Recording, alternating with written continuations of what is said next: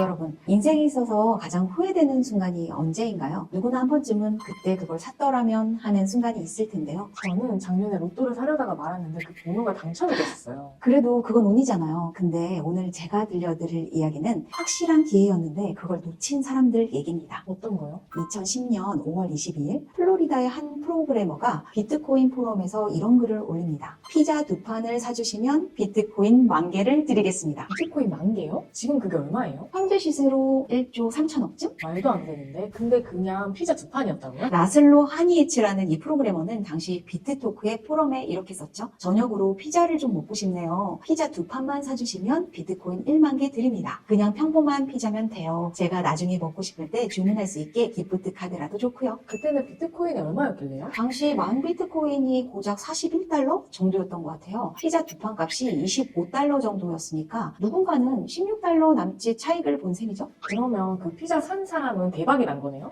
재밌게도 그 피자를 산 사람도 비트코인을 바로 현금화했대요. 당시에는 아무도 비트코인이 이렇게 될 거라고는 생각하지 못했으니까요. 그럼 라슬로 씨는 지금 많이 후회하시겠죠? CNN, BBC 등 수많은 매체가 그를 인터뷰했는데요. 후회하지 않는다라고 말했어요. 누군가는 첫 거래를 시작해야 했고 그게 제가 된 것을 자랑스럽게 생각한다고요. 와, 대단한 마인드네요. 덕분에 매년 5월 22일은 비트코인 피자데이로 기념되고 있어요. 전 세계 비트코인 커뮤니티에서 피자를 주문하면서 이 역사적인 순간을 기념한다고 합니다. 근데 이것보다 더 후회되는 사연도 있어요? 있습니다. 피자 이야기는 그래도 귀엽고 낭만적이었잖아요. 제가 오늘 들려드릴 다음 이야기는 정말 듣기만 해도 가슴이 아픕니다. 무슨 일이 있었길래요? 7,500개의 비트코인이 묻힌 영국의 한 쓰레기 매립장, 비밀번호를 잃어버려서 9,750억 원을 못 쓰는 프로그래머, 그리고 해킹으로 순식간에 증발해버린 85만 개의 비트코인까지. 아, 이건 진짜 피자 이야기보다 더 심각하겠는데요? 네, 지금부터 비트코인 역사상 가장 아찔한 순간들을 하나씩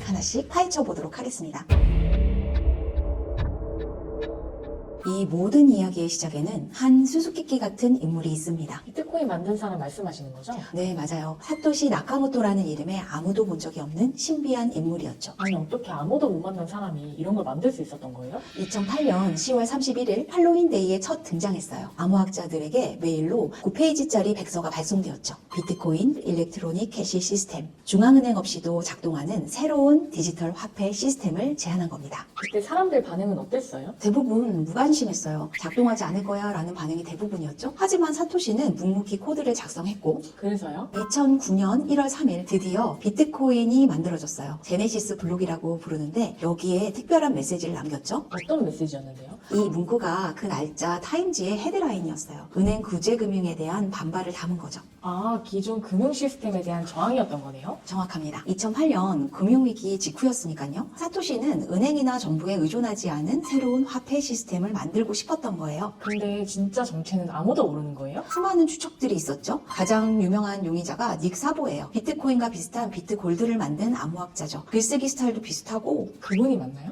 본인은 부정하고 있어요. 또 다른 유력한 인물이 할피니였는데 어떤 분이셨어요? 사토시에게서 첫 비트코인을 받은 프로그래머예요. 둘이 가장 많은 이메일을 주고받았습니다. 안타깝게도 2014년에 돌아가셨어요. 또 다른 후보는 없었어요? 가장 논란이 된 사람이 크레이그 라이트라는 호주 사업가예요. 2016년 BBC 인터뷰에서 본인이 사토시라고 주장을 했죠. 진짜였어요? 증명하겠다고 했다가 실패했어요. 지금도 자신이 사토시라고 소송을 하고 있지만 대부분의 비트코인 커뮤니티는 사기꾼으로 보고 있죠. CIA나 정부에서는 안 찾아봤어요? NSA가 찾으려고 했다는 소문이 있어요. 재밌는 건 비트코인이 NSA에서 개발한 SH256이라는 암호화 방식을 사용한다는 거예요. 그럼 정부랑 관련이 있다는 거예요? 그건 또 아닐 거예요. 더 흥미로운 건 사토시가 가진 비트코인입니다. 얼마나 가지고 있는데요? 약 100만 개로 추정되는데요. 현재 가치로 130조 원이 넘어요. 근데 그걸 한 번도 안 썼다고요? 네, 이게 가장 미스테리한 부분이에요. 이 지갑들은 2009년 이후 한 번도 움직인 적이 없어요. 전 세계 블록체인 분석가들이 이 지갑을 24시간 모니터링하고 있습니다. 왜 사용을 안 하는 걸까요? 여러 가지 추측이 있어요. 키를 잃어버렸을 수도 있고 의도적으로 사용하지 않은 것일 수도 있죠. 어쩌면 이미 세상을 떠났을지도 모릅니다. 근데 왜 갑자기 사라진 걸까요? 2010년 12월 12일 마지막 메시지를 남기고 사라졌어요. 비트코인은 좋은 손에 넘겼다라는 말이었죠.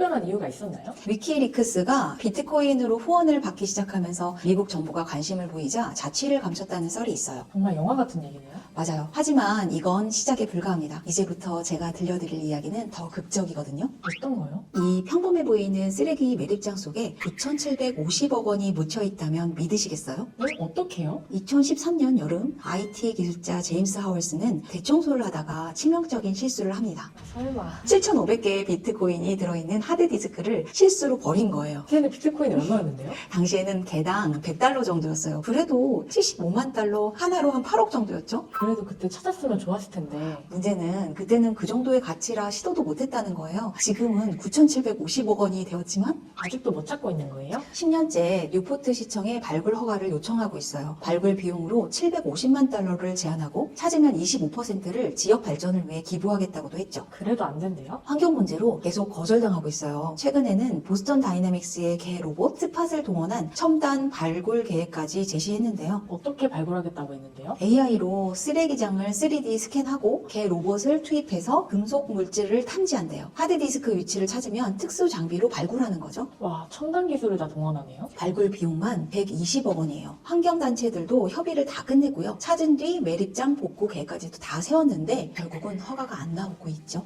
하월스 씨는 지금 어떻게 지내시나요? 매일 쓰레기장 근처를 서성인데요. BBC 인터뷰에서 그곳을 볼 때마다 속이 뒤틀린다고 했죠. 정말 마음이 아프네요. 더 안타까운 건 이런 사례가 하월스 씨만이 아니라는 거예요. 또 있어요? 네, 다음 사연의 주인공은 독일 프로그래머 스테판 토마스입니다. 이번엔 또 어떻게 됐대요? 2011년 비트코인 홍보 영상을 만들어주고 받은 보상으로 7,002개의 비트코인을 받았대요. 그때는 얼마였을까요? 개당 2, 3달러 정도였으니까 2만 달러 정도였겠죠? 근데 문제는 그걸 보관한 방식이었어요. 어떻게 보관했는데요? 아이온키라는 특수 암호화 USB에 저장을 했어요. 군사용 보안 장치라서 비밀번호를 10번 틀리면 영구 잠금이 된대요. 설마. 맞아요. 비밀번호를 잃어버렸대요. 이미 8번을 시도를 했고 이제 기회가 딱 2번밖에 안 남았죠? 현재 가치는 얼마나 돼요? 약 9,100억 원 정도입니다. 전 세계 해커들이 돕겠다고 연락이 왔대요. 그 중에서는 50%를 나눠 가지자는 제안도 있었고 그래서 시도해보진 않았어요? 못했죠. 실패하면 영원히 잃잖아요. 뉴욕타임즈 인터뷰에서 이렇게 말했대요. 비트코인으로 인생이 바뀔 수 있다는 생각을 버리려고 노력 중입니다. 이제는 그냥 잊고 싶어요. USB는 어디다 두셨대요? 두 곳의 다른 물리적 장소에 안전하게 보관 중이래요. 언젠가 암호 해독 기술이 발전하기를 기다리면서. 비밀번호를 어떻게 그렇게 완전히 잊어버릴 수가 있죠? 그 당시에는 비트코인이 장난처럼 여겨졌었거든요. 한 개에 2, 3달러 정도였잖아요. 비밀번호도 아무렇게나 설정했다가 그렇게 됐겠죠? 생각만 해도 너무 끔찍하네요. 이런 일이 근데 또 있었어요. 2013년 영국의 한 시스템 관리자는 서버를 정리하다가 실수로 100 비트코인이 들어있는 파일을 삭제했대요. 복구는 안 되나요? 완전 삭제를 해버렸대요. 지금 가치로는 130억 원 정도 되죠. 이런 실수들은 이제는 좀 없어졌나요? 아니요.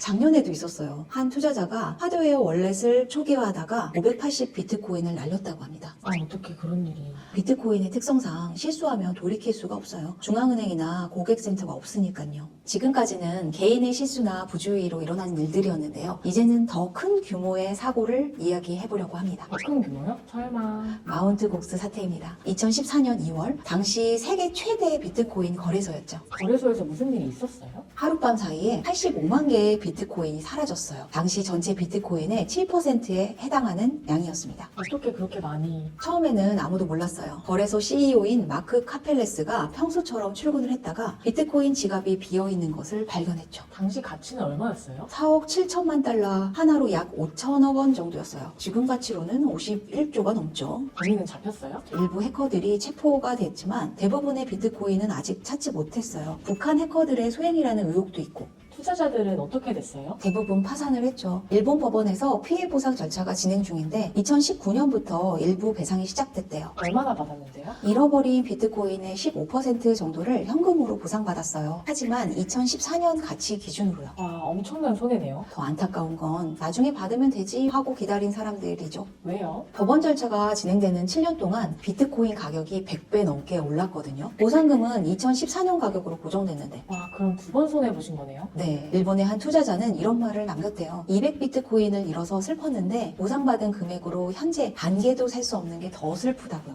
이후에 거래소들은 좀 달라졌나요? 보안을 크게 강화했죠. 폴드월렛 보관, 다중 서명 시스템 도입. 하지만 여전히 해킹은 일어나고 있어요. 꽤 있었다고요? 2016년 비트파이넥스에서 12만 비트코인, 2018년 코인체크에서 5억 달러. 최근까지도 계속되고 있어요. 근데 이런 해킹범들은 훔친 비트코인을 어떻게 써요? 추적되지 않아요? 좋은 질문이에요. 비트코인은 모든 거래가 공개되어서 추적이 가능해요. 그래서 범죄자들은 대부분 빅싱 서비스를 이용하죠. 믹싱 서비스요? 여러 사람의 비트코인을 섞어서 추적을 어렵게 만드는 거예요. 마치 돈 세탁처럼요. 그래서 잡기 어려운 거구나. 하지만 최근에는 블록체인 분석 기술이 발전하면서 이것도 점점 어려워지고 있어요. 실제로 FBI가 이런 기술로 해킹범들을 검거한 사례도 있죠. 그럼 마운트복스의 비트코인도 언젠간 찾을 수 있을까요? 매년 몇 건씩 관련 체포가 이루어지고 있어요. 2021년에는 미국 법무부가 9만 4천 개의 비트코인을 추적해서 압수하기도 했죠. 아직 희망이 있네요. 마운트 복스보다 더 유명한 비트코인 사건이 하나 더 있어요. 바로 실크로드 사건이에요.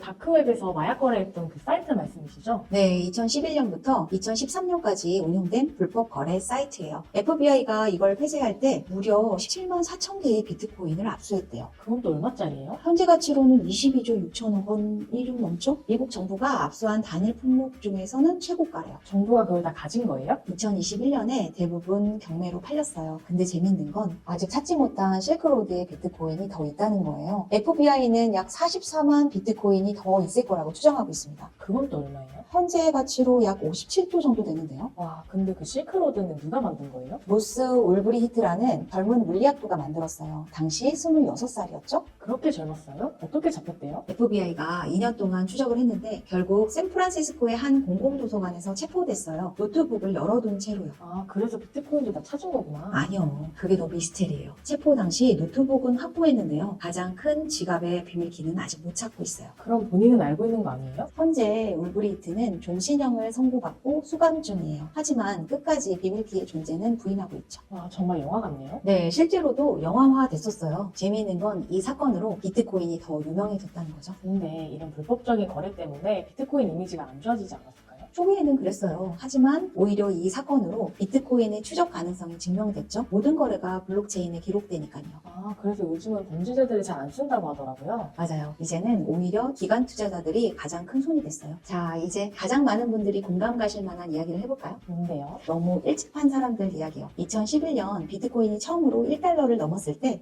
대부분의 초기 투자자들이 대박났다 하면서 다 팔아버렸대요. 그때 판 사람들 중에 기억나는 사례가 있어요? 크리스토퍼 코치라는 대학생이 있었어요. 2009년에 5천 비트코인을 채굴했는데 2010년에 노트북과 함께 20달러에 팔았죠. 현재 가치는 얼마예요? 한 6,500억 정도 될 거예요. 최근 인터뷰에서 그는 이렇게 말했어요. 당시에는 그냥 재미있는 컴퓨터 실험이라고만 생각했어요. 비트코인이 실제 돈이 될 거라고는 상상도 못했습니다. 지금은 어떻게 지내신대요? 여전히 소프트웨어 개발자로 일하고 있어요. 과거는 생각하지 않으려고 한다라고 하네요. 또 다른 사례도 있나요? 정말 유명한 사례가 있어요. 비트코인 피자 이후에 두 번째로 유명한 2010년에 50만 개의 비트코인을 700달러에 판 사람이 있어요. 50만 개요? 지금 그게 현재 가치로는 65조 원 정도 되죠. 당시 그는 온라인 게임 머니처럼 생각했대요. 그분은 지금 살아 계시긴 하죠. 익명으로 비트코인 포럼에 가끔 글을 쓴다고 합니다. 나는 이제 뉴스에서 비트코인 가격을 보지 않아요 라고 했죠. 그래도 700달러면 당시에는 큰 돈이었을 것 같은데요? 맞아요. 그래서 아이러니한 거죠. 수익을 봤다고 좋아했을 텐데 근데 그때는 진짜 아무도 이렇게 될 줄 몰랐을 것 같아요. 한 가지 더 재밌는 사례가 있어요. 2011년 한 프로그래머가 있었는데 또 얼마를 파신 거예요? 아니요, 이분은 좀 달라요. 1만 비트코인을 갖고 있었는데 컴퓨터를 포맷하면서 지갑을 날려버렸대요. 어차피 쓸모없는 거라고 생각했대요. 그분은 왜 지갑을 백업도 안 해놓으신 거예요? 당시에는 비트코인이 1달러도 안 했으니까요. 실험적인 인터넷 머니라고만 생각했대요. 지금 생각하면 정말 아까운데요? 더 재밌는 건 그분이 지금 블록체인 보안 전문가라는 거예요. 그 일 때문에 전문가가 되신 거예요? 네, 인생에서 가장 값비싼 교훈을 얻었다라고 합니다. 지금은 디지털 자산 보관 솔루션을 개발하는 회사를 운영하고 있어요.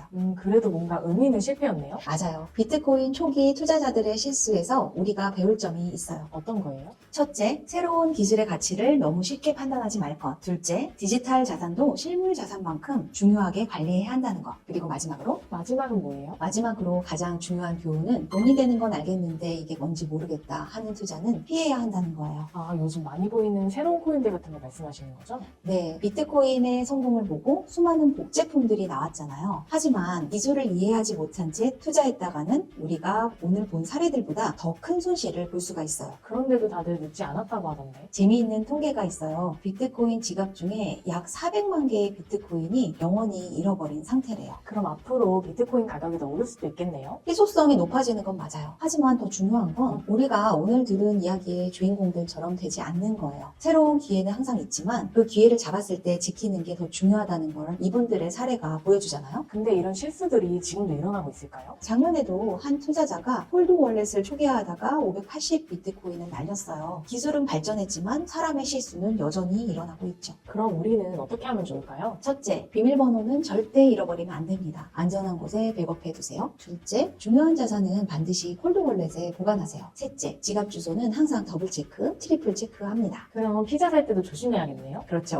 앞으로 비트코인으로 피자를 살 때는 꼭 물어보세요. 이게 10년 뒤에 1조 3천억 원짜리 피자가 되는 건 아니겠죠? 하고요. 오늘 이야기 들으면서 계속 든 생각이 이분들 마음은 어떠실까 너무 궁금해요. 대부분 이렇게 말씀하세요. 그땐 그게 최선이었다라고요. 새로운 기술이 세상을 바꿀 거라는 걸 아는 건 그 일이 일어난 후에야 가능하잖아요. 그러게요. 지금도 어디선가 새로운 기회가 오고 있을지도 모르겠네요. 맞아요. 하지만 오늘의 교훈을 잊지 마세요. 기회를 알아보는 것도 중요하지만 그 기회를 잡았을 때 잘 지키는 것이 더 중요하다는 것을요. 네, 여러분도 비트코인처럼 소중한 자산 절대 잃어버리지 마세요. 오늘 영상은 여기까지고요. 다음에 더 힙한 트렌드 이야기로 만나요. 안녕. 안녕.